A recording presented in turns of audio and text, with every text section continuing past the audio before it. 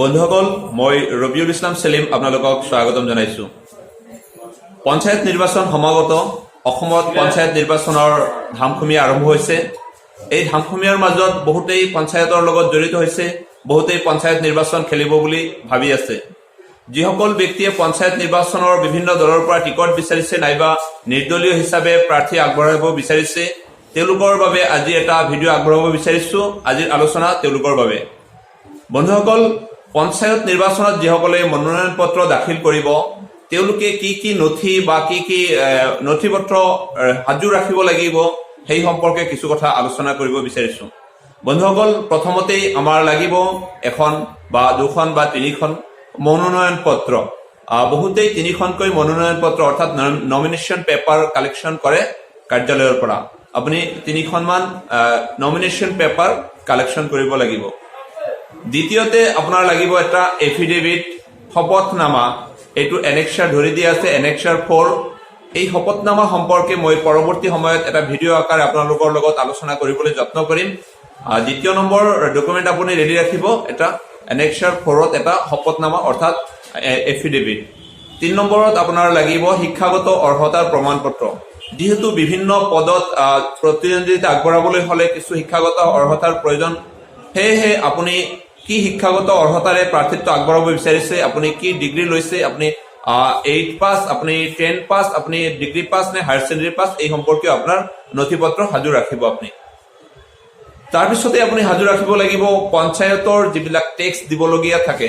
পঞ্চায়ত আইন অনুসৰি কিছু টেক্স সকলোৱে দিব লাগে। সেই পঞ্চায়ত আইনৰ অধীনত দিবলগীয়া টেক্স সম্পৰ্কীয় আপোনাৰ পঞ্চায়তৰ পৰা টেক্স ক্লিয়াৰেন্স এটা চাৰ্টিফিকেট।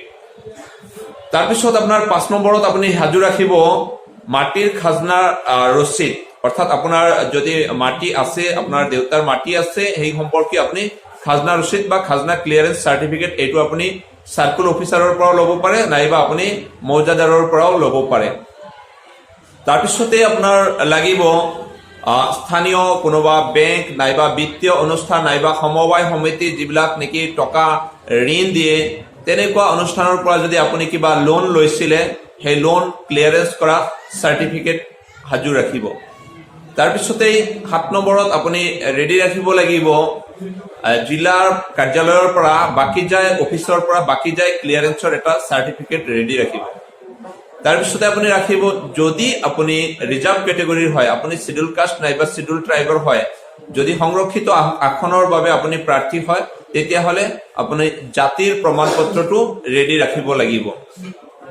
তাৰপিছতে আপোনাৰ এফিডেভিট ফিল আপ কৰিবলৈ হলে আপোনাৰ প্ৰয়োজনীয় স্থাৱৰ আৰু অস্থাৱৰ সম্পত্তিৰ যিবিলাক ইনফৰমেশ্যন লাগে, তথ্য পাতি লাগে, সেইবিলাক আপুনি সাজু ৰাখিব। যেনেকুৱা মাটিৰ দাগ নম্বৰ, পাট্টা নম্বৰ, ক'ত আছে, কিমান মাটি, নাইবা আপোনাৰ ঘৈণীয়েকৰ আপোনাৰ পত্নীৰ যদি জুৱেলাৰী আছে, জুৱেলাৰী কিমান ওজনৰ, কিমান কি কি জুৱেলাৰী আছে, কিমান দাম। আপোনাৰ যদি পৰিয়ালৰ LICI ডকুমেণ্টছ আছে, LICI কিমান টকাৰ LICI নথিৰ নম্বৰ। তাৰোপৰি বেংকত যদি আপোনাৰ টকা জমা আছে, বেংকৰ একাউণ্ট নম্বৰ, কোন বেংকত আছে আৰু কিমান টকা জমা আছে, এই যাৱতীয় তথ্য পাতি আপুনি জমা ৰাখিব। তাৰোপৰি আপোনাৰ যদি গাড়ী আছে নাইবা অন্যান্য সম্পত্তি আছে নাইবা কোনোবা ফিক্সড ডিপজিট আছে, এই সম্পৰ্কীয় তথ্য পাতি আপুনি সাজু ৰাখিব লাগিব, কাৰণ সেইবিলাক আপোনাৰ প্ৰয়োজন হ'ব। এতিয়া আহিছো তাৰপিছত আপোনাৰ যিহেতু পঞ্চায়ত আইন সংশোধনী অনুসৰি বৰ্তমান মাত্ৰ 2জন সন্তানৰ ওপৰত থকা ব্যক্তিয়ে নিৰ্বাচন খেলিব নোৱাৰে। অৱশ্যে 2018 চনৰ 19 মাৰ্চৰ আগত যদি 2জনতকৈ অধিক সন্তান আছে, তেওঁলোকে ইলেকশ্যন খেলিব পাৰিব। এই সম্পৰ্কীয় এটা শপতনামা আপুনি দিব লাগিব। তাৰোপৰি সেই শপতনামাত আপোনাৰ ঘৰত এটা স্বাস্থ্যসন্মত পায়খানা থকাৰ যি এটা শপতনামা দিব লাগিব। এই সম্পৰ্কীয় কাগজ পাতি আপুনি সাজু ৰখাটো প্ৰয়োজন। এইখিনি যিখিনি আলোচনা হ'ল যে ডকুমেণ্টছ, এই ডকুমেণ্টছখিনি যদি আপুনি সাজু ৰাখে, তেতিয়াহ'লে আপোনাৰ বিশেষ অসুবিধা হোৱাৰ কোনো সম্ভাৱনা নাই। তাৰোপৰি আপুনি এটা সাজু ৰাখিব লাগিব আপোনাৰ ভোটাৰ তালিকা, কোন ভোটাৰ তালিকাত কিমান নম্বৰ চিৰিয়েল, কিমান পাৰ্ট নম্বৰ, এই ভোটাৰ তালিকাৰ আপোনাৰ নাম থকা সেই ভোটাৰ তালিকাৰ পেজটো আপুনি জেৰক্স কৰি আপোনাৰ লগত সাজু ৰাখিব লাগিব।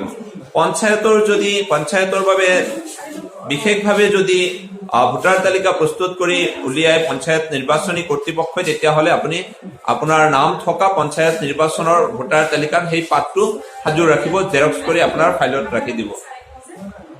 এইখিনি আপোনাৰ আছিলে ডকুমেণ্ট।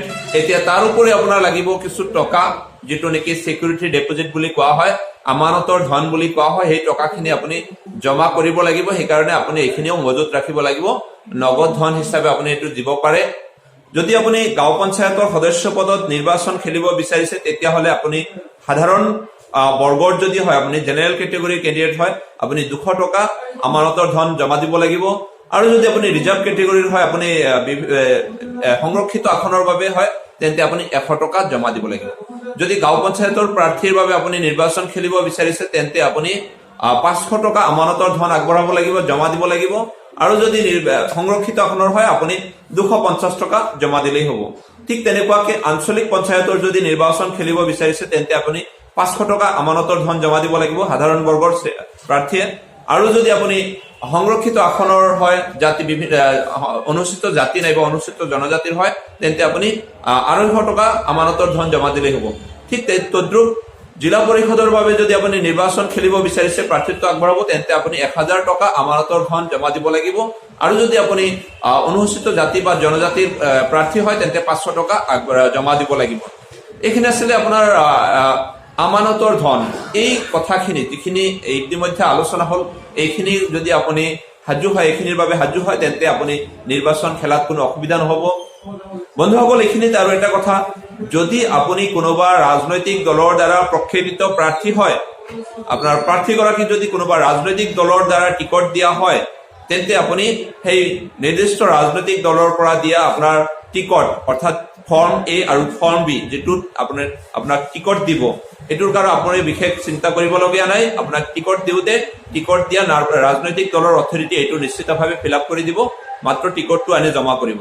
আৰু যদি আপুনি নিৰ্দলীয় প্ৰাৰ্থী হয়, তেন্তে আপোনাৰ ফৰ্ম এ নাইবা ফৰ্ম বিৰ কোনো প্ৰয়োজন নাই, আপোনাৰ ৰাজনৈতিক দলৰ কোনো টিকটৰ প্ৰয়োজন নাই, আপুনি নিৰ্দলীয় হিচাপে মনোনয়ন পত্ৰ দাখিল কৰিব পাৰিব। এইখিনি আছিল আজিৰ আলোচনাৰ মূল কথা। আশা কৰো এইখিনিৰ পৰা কিছু সংখ্যক ব্যক্তিয়ে নিশ্চিতভাৱে অলপ হলেও উপকৃত হ'ব। আৰু বন্ধুসকল, যদি আপুনি মোৰ ভিডিঅ'টো নতুনকৈ চাই আছে, মোৰ চেনেলত যদি আপুনি নতুনকৈ আছে, তেন্তে আপোনাক মোৰ চেনেলটো ছাবস্ক্ৰাইব কৰিবলৈ অনুৰোধ জনাইছো।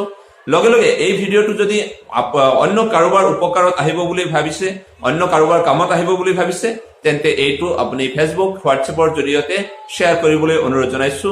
এইখিনিতে মোৰ ভিডিঅ' সামৰণি মাৰিছো। ধন্যবাদ।